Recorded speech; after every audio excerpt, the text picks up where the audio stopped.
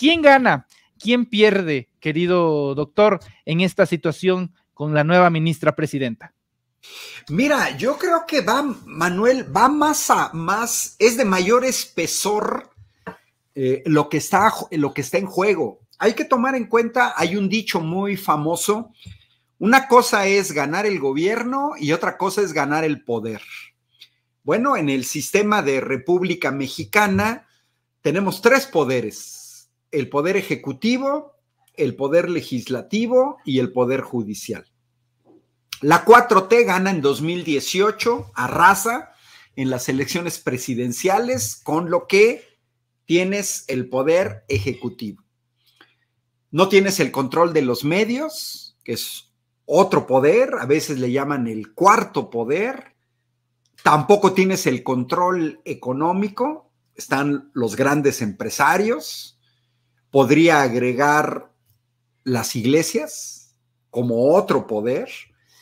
Y bueno, ganas parte del poder ejecutivo.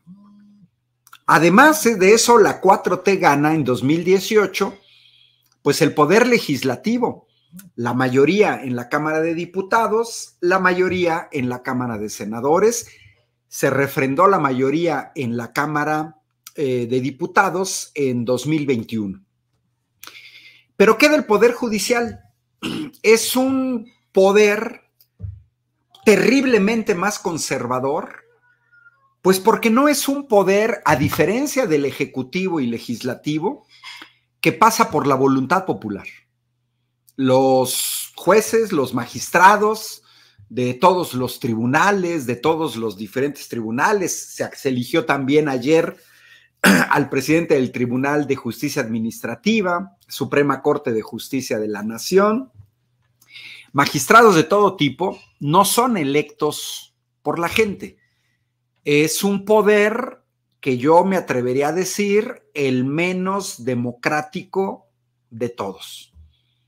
Y entonces lo tenemos que ver en este sentido, que normalmente los conservadores fueron acomodando piezas. Manuel, fueron 36 años de neoliberalismo, 6 sexenios. Uno que más quisiera, pues que se pudiera cambiar en 4 años lo que se hizo en 36 años. No es posible. El Poder Judicial necesita ciertamente una reforma de fondo en donde efectivamente al menos algunos magistrados puedan ser electos por la gente. Recordemos que Ernesto Zedillo deshizo totalmente al Tribunal Supremo y metió a otros, se redujo de 26 a 11. Y es un poder que está ahí. Tú señalabas en tu introducción el caso de la nueva presidenta, que ha votado en contra, o el mayor número de veces ha votado en contra de las propuestas de la 4T. Con eso tiene que lidiar también el Poder Ejecutivo. No es inmediato.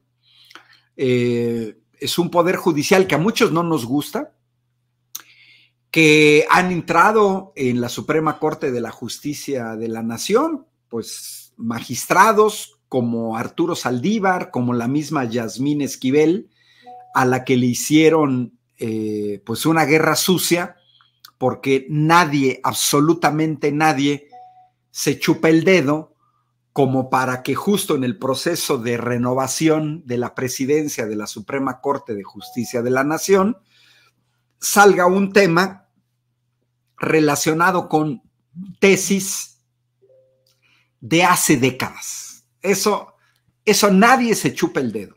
Aquí es claramente la intervención de otros actores, porque pues Guillermo Sheridan no es cualquier actor, es parte de un grupo, y es parte del grupo que ha venido golpeteando a la 4T prácticamente. No te voy a decir, Manuel, que desde el inicio, pero sí desde el inicio que comenzaron a perder sus privilegios. Todo este grupo alrededor del grupo Nexos, Letras Libres, Héctor Aguilar Camín, Enrique Krause, de ahí viene la intervención. ¿Qué es lo que ellos trataron de evitar? Y sí les salió una parte, pero no les salió totalmente. Por un lado, obstaculizar la llegada de Yasmín Esquivel, porque con datos mayores o menores la veían como la más cercana al poder ejecutivo de la 4T. ¿Qué es lo que pretendían?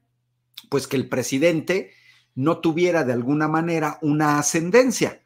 Ahora, que me disculpen, Manuel, que me disculpen, pero si tú ves a los jueces en Estados Unidos, en España, en Alemania, en el Reino Unido, en Italia, en Francia, en cualquier país que te venga en mente, cuando se hacen cambios en el Poder Judicial, los nuevos jueces son más o menos cercanos al poder en turno. Acaba de pasar un escándalo en España que fue justamente la renovación de su Tribunal Supremo, en donde sucede que de manera inédita el Tribunal Supremo, que tenía una mayoría, creo que también son 11, creo que esa mayoría era 4-7, a favor de los conservadores, de la gente ligada a la derecha española, al Partido Popular, se les acaba el periodo y maniobran al interior de ese Tribunal Supremo para que no se haga el cambio e ingresen los nuevos magistrados.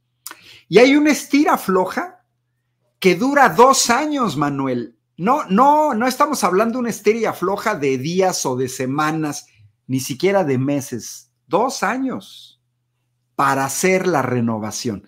Es decir, ¿qué sucede en México?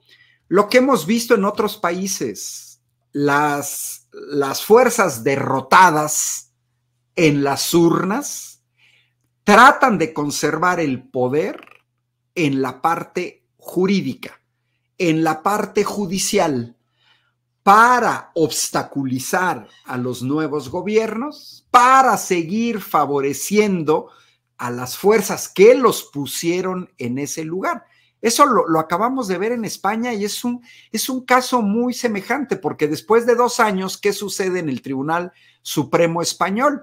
Sucede que cambia la correlación de fuerzas.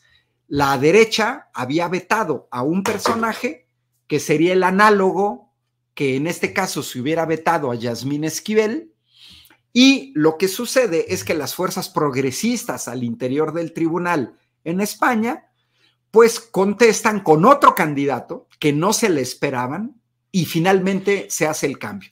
Hoy en día en España, con el gobierno de Pedro Sánchez, se invirtió la correlación de fuerzas.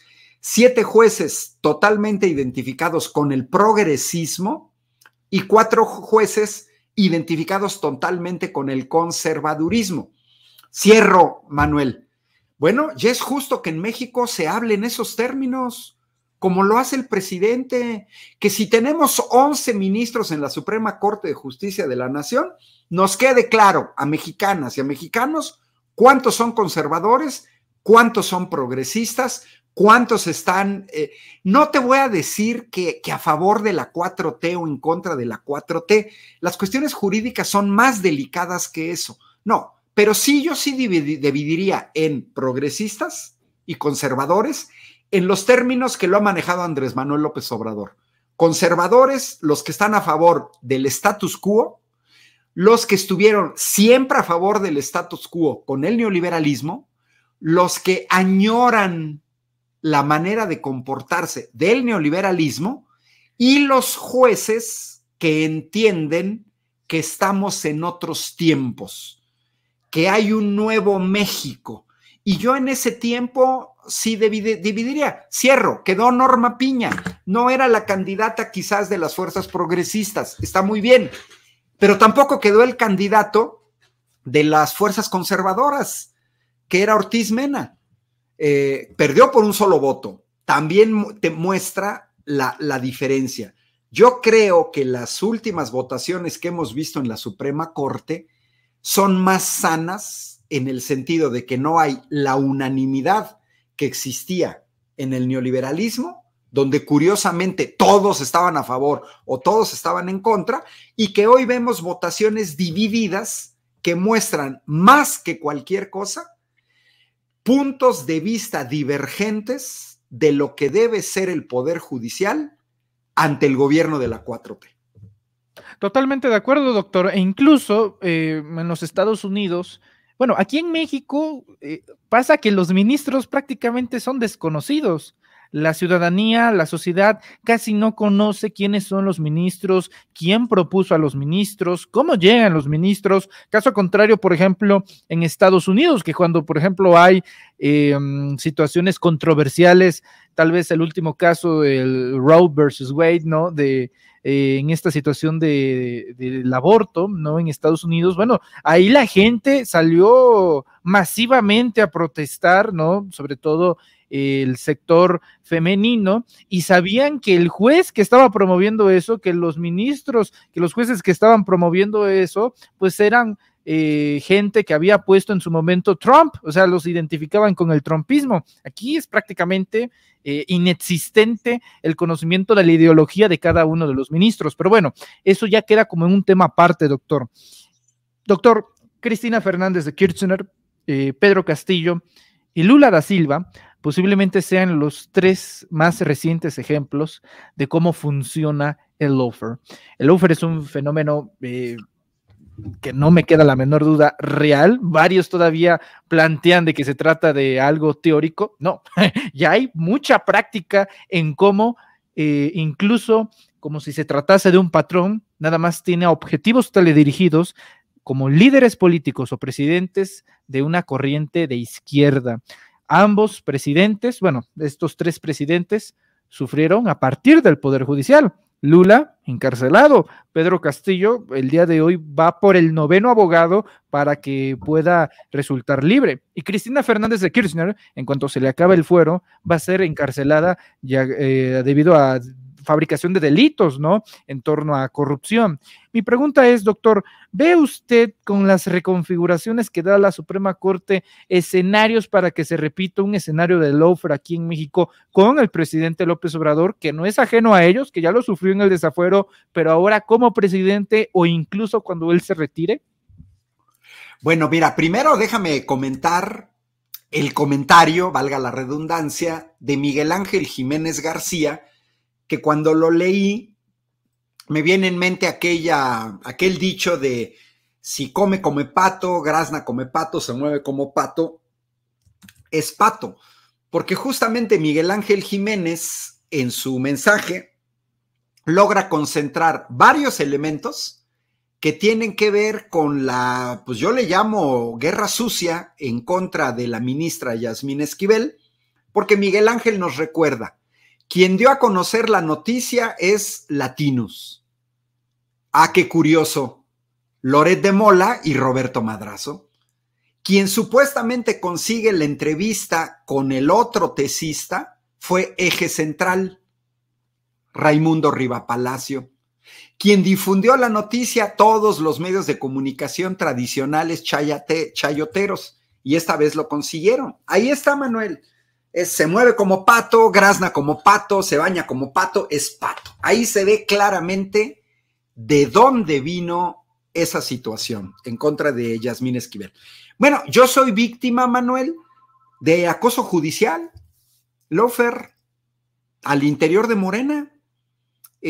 Un día sí, otro día no, apenas en diciembre, 3 acusaciones nuevas por cualquier detalle. Que porque mi gato se apareció en la cámara con la cola para arriba, no ya. Que porque se apareció, que porque no se apareció.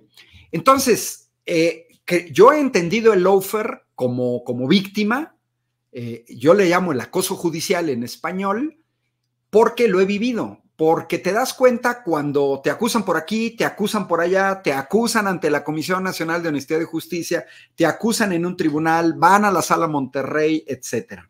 Guardando la simetría. Digamos que los casos de acoso judicial que tú señalaste son paradigmáticos en el grado del nivel al que son capaces de llegar. Efectivamente. El escenario no lo ve en México, Manuel, por una diferencia enorme. ¿Cuál es esa diferencia? El apoyo al presidente, el apoyo a la 4T, las encuestas, las elecciones arrasadas por Morena, la confirmación de la mayoría en la Cámara de Diputados, las gubernaturas ganadas, ya casi 2/3 por gobiernos de Morena, y veo una esperanza en la gente, un optimismo, unas ganas de que la 4T siga, que hacen muy difícil un ataque de este tipo. Cuando se dé el ataque a Lula da Silva, que no fue el primero, o sea, antes de Ignacio Lula da Silva, recordarás que Loeffler se dirigió contra Dilma Rousseff, porque Dilma Rousseff era la presidenta de Brasil que fue defenestrada, y fue defenestrada en este Congreso, en el cual quien tenía la mayoría en el Congreso es el caso de Pedro Castillo. Desde ahí se promueve el acoso judicial. Claro, necesitas no nada más un aparato judicial, sino también necesitas un entramado jurídico que te lo permita. En el caso de Perú fue muy sencillo porque la ley en Perú, de manera absurda, permite, por ejemplo, que tú no puedas nombrar a un ministro o a un secretario de Estado si no te lo aprueba el Congreso. No, pues tiro por viaje, el Congreso, pues siempre votó en contra de Pedro Castillo. Se tienen que conjugar muchos factores y con un poder que tiene la mayoría en el legislativo y el ejecutivo, lo veo prácticamente imposible en el caso de México, porque además tenemos una oposición totalmente desprestigiada, sin credibilidad, mentirosos, mienten hoy, mienten mañana, van a mentir pasado mañana, y luego pues las mentiras tienen patas cortas. Sí, 2023 va a ser un año donde vamos a ver incrementados notablemente las fake news, ¿no? Todas estas campañas negras de mentiras, de calumnias, de denostación, porque no hay propuesta, no hay propuesta. Entonces yo lo veo muy difícil el escenario que planteas. Eso no quiere decir que no se intente. Se ha intentado, acuérdate, con los amparos. Se han utilizado diferentes juzgados, en una parte en los amparos y en otra para liberar a delincuentes o para que delincuentes no caigan en la cárcel. Eso creo que sí lo vamos a ver. El hecho de que, por ejemplo, lo último, la reforma electoral fue aprobada por el Congreso. Estamos esperando que se apruebe en el Senado en febrero.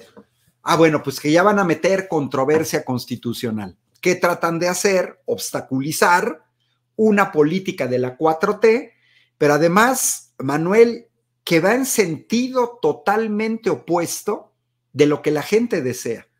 Ya vimos que dentro de varios puntos de la reforma judicial propuesta por el presidente, pues se alcanzaban a puntas del 80-85% de que la gente estaba a favor. Entonces, no es tan sencillo, pero las derechas nos han enseñado en los últimos 120 años que son muy poco democráticas, que aceptan los resultados electorales cuando ganan, pero cuando pierden, como dice el dicho, quieren arrebatar. Lo hicieron en Brasil, lo hicieron en Perú, lo hicieron en Venezuela, lo hicieron en Bolivia, lo quieren hacer también en México. Pero no lo veo, afortunadamente no lo veo. La marcha del 27 de noviembre nos muestra a un gobierno con un apoyo tremendo, que te voy a señalar que periodistas europeos y ciudadanos europeos que vieron esas marchas dicen, ¡guau! ¡Guau! En México tienen un presidente con un enorme apoyo popular. Yo diría que ni le busquen, mano, porque ahora sí que sale el tigre, ¿eh? O sea, no este tigre, no, ni a tigre llega, pero el verdadero tigre, Manuel. No, el tigre, el león, el elefante, toda la selva, querido doctor. Doctor, como un pequeño paréntesis, porque usted sabe que si algo se conoce públicamente, pues es que es apreciado por las audiencias, y es por eso el interés de esta pregunta. ¿Ya tiene usted identificado qué intereses, quiénes o qué están tratando de promover todavía este acoso judicial, Laufer, en contra suya, porque no es nuevo. Lo platicamos hace ya meses, cuando incluso hubo una resolución bastante controversial y polémica, tanto en el partido como en Querétaro, es decir, todo un rollo, y nos comenta que todavía sigue. ¿Qué pasa ahí, doctor? Mira, es evidente, Manuel, que cuando tú pisas callos, cuando te comportas de una manera distinta, nace el contraste. Ahorita apenas el 28 de diciembre, la Comisión Nacional de Honestidad y Justicia terminó aquel caso de expulsión que después se convirtió en destitución de mi cargo como secretario de organización del Comité Ejecutivo, que después fue una suspensión de derechos por 6 meses, terminó en una amonestación que, te voy a decir de manera sincera, si yo cometí un error no de mala fe, desde el principio hubiera sido una amonestación. Sí, pero en diciembre me caen 3 nuevas acusaciones, es del mismo grupo. Es un grupo que no trabaja para Morena, sinceramente, pero que tal pareciera ser que su objetivo es obstaculizar a Morena desde el interior de Morena. No creo que sea el único caso, no soy yo creo que en otros estados de la República pasa lo mismo, y digamos que ese es el precio por pagar cuando tú abres las puertas de un partido de manera indiscriminada, sin filtros, porque te entra de todo, y dentro de todo te entra gente que te quiere boicotear desde el interior. Pero también hay aprendizajes. Mira, yo no soy, ¿qué te diré? Yo no soy de grito y sombrerazo, ni tampoco me deprimo. No. Yo creo que forma parte de la construcción de un partido que todavía está buscando su camino, que es importante que lo halle, una vez que Andrés Manuel termine su periodo. Entonces forma parte un poco de los jaloneos internos, gente que por un lado se quedó molesta por la posición pública que yo asumí y que era mi deber el 2021, en el proceso electoral de 2021 en Querétaro, y por otro lado, pues porque mira, yo soy secretario de organización, pero no cobro nada, porque nunca he cobrado nada en Morena, fui presidente 5 años del Consejo Estatal, no cobro absolutamente nada, yo vivo de mi trabajo como profesor universitario, y también eso pareciera ser que molesta. Entonces estamos un poco a ese nivel, pero yo diría que es un nivel muy bajo, Manuel. Pero bueno, están los aprendices del lawfare, ¿no? Imagínate nada más, me acusan de violencia, otra vez me acusaron de violencia política en razón de género, porque en una rueda de prensa dicen que no señalé el nombre completo de hombres. O sea, uno dice, caray, no mencioné y no tenía por qué mencionarlos. O sea, el lawfare, ¿qué caracteriza el lawfare, Manuel?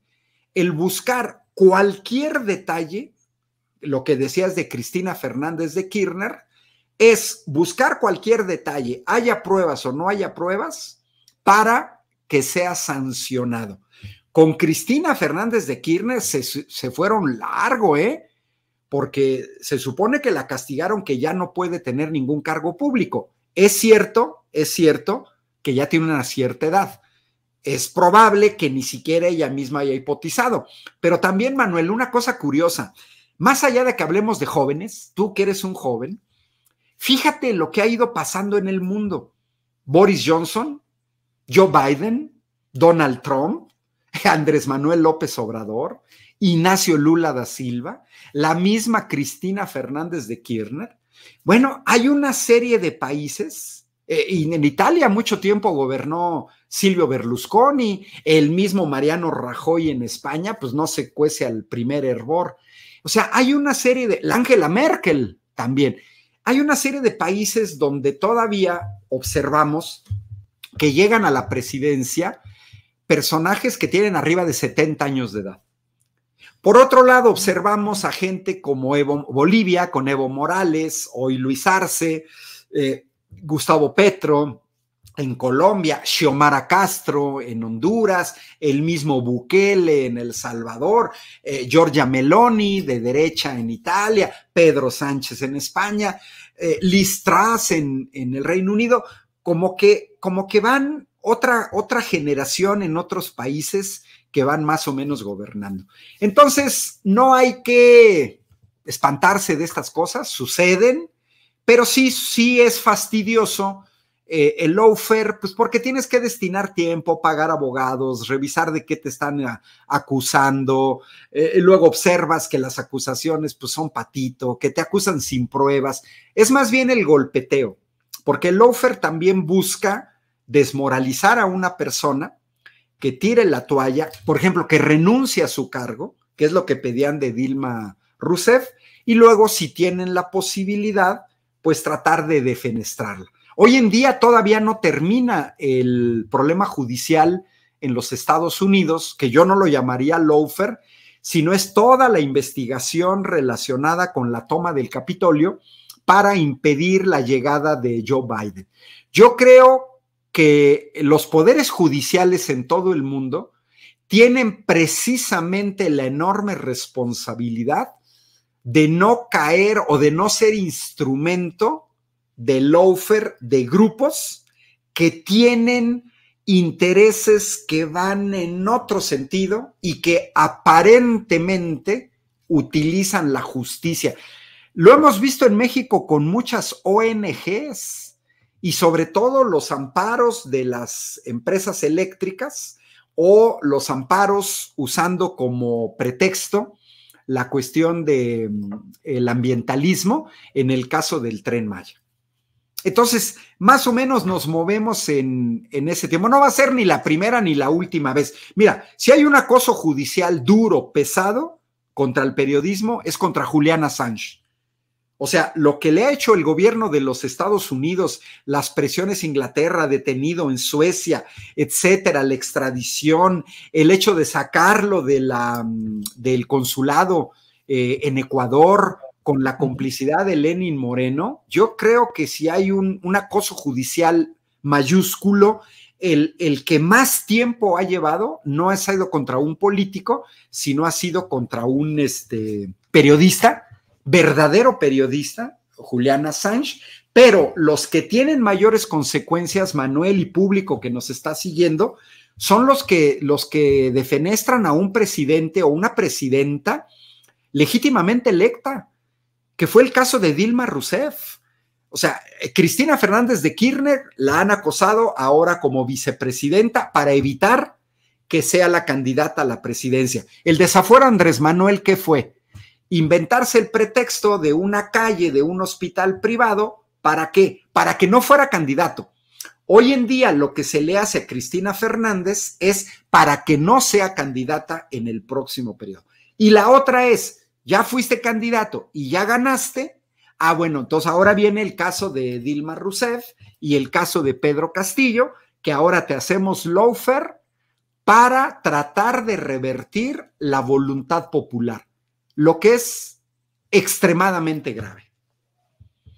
Doctor Ángel Valderas, yo le agradezco mucho su tiempo, su presencia y su análisis para examinar justamente este fenómeno jurídico del cual en los medios corporativos no se habla mucho, pero que con su sapiencia nos ayuda a entenderlo un poco más y sobre todo siendo usted víctima justamente de este fenómeno, vamos a estar al pendiente y vamos a estar también dándole cobertura a todo el caso. Doctor, es un año extraordinario, vienen varias cosas, 2 elecciones estatales, la definición de la candidatura presidencial y muchas cosas más, así que sabe que aquí es su casa, que le abrazamos, que lo admiramos, que lo queremos, que lo apreciamos, que lo respetamos mucho, le enviamos un fuerte abrazo y le solicitamos que por favor nos comparta sus redes sociales para estar al tanto.